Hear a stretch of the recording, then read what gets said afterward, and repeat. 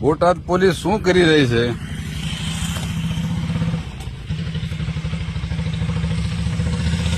જોઈ લો.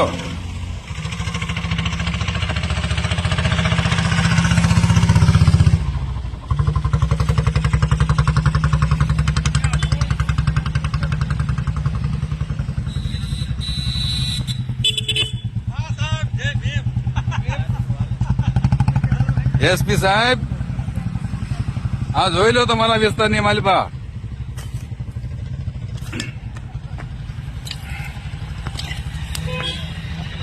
જ્યાં જોવો ત્યાં દારૂની ખાલી બોતલોની રેલમ સેલ છે.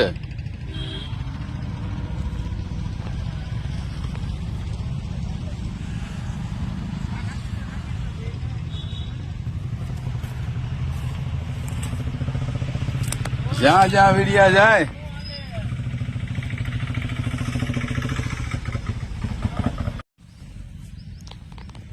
એસપી સાહેબની કચેરીની બાજુમાં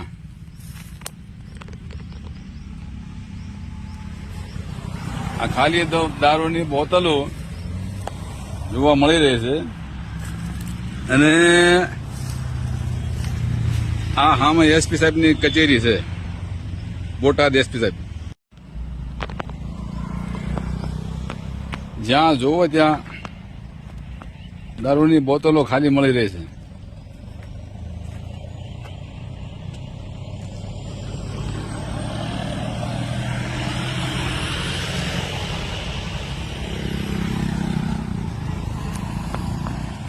અને સામે એસપી કચેરી છે. જોઈ લો એસપી સાહેબ,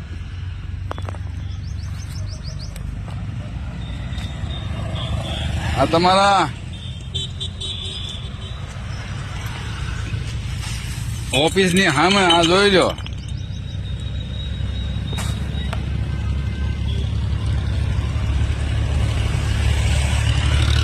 ત્યાં જોવો ત્યાં દારૂની ખાલી બોતલોની રેલમ સેલ છે.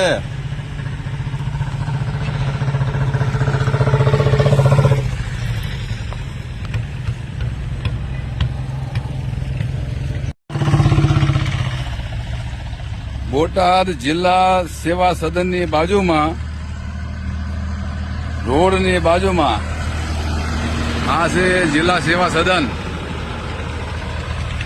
અને એની સામે અસંખ્ય દારૂની બોતલો ની ભરમાર દેખાય છે. અને બોટાદ પોલીસ કુંભકર્ણની નીંદરમાં સૂતી છે.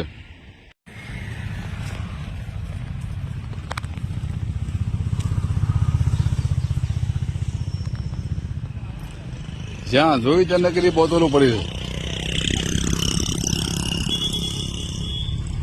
આપણું નામ?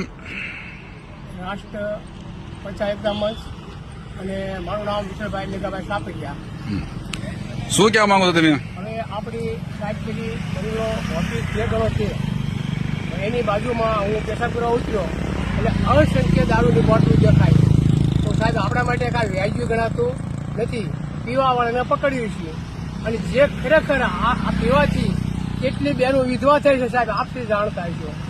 અને મુદ્દે પીવાવાળા જ આવે છે, કોઈ વેસ્ટર આવતા નથી. આપને વિનંતી આના માટે નિકાલ તમે કરો. ખાલી બોટલ સાહેબ ઘણી અસંખ્ય છે.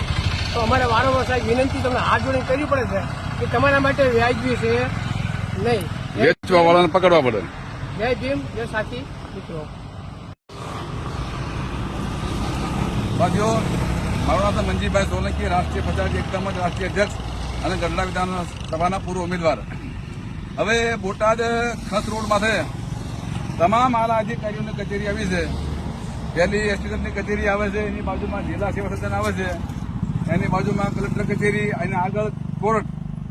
હવે એ રોડની માથે આજે અમે અહીંથી પસાર થતા જોયું કે આ ખાલી જગ્યામાં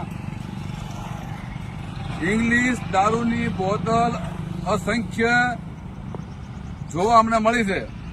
જે ખાલી બોટલો અહીંયા જોવા મળી છે. તો બોટાદ પોલીસ સાહેબને મારે કહેવું છે, બોટાદ એસપી સાહેબને, કે આ ઇંગ્લિશ દારૂ ક્યાંથી આવે છે અને આપણી કચેરીની સામે ખાલી બોટલો અહીં જો પડી હોય તો એ આપણા માટે એ વ્યાજબી નથી.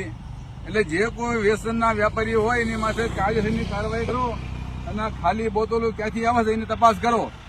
જય ભીમ, જય ભારત, જય સંવિધાન.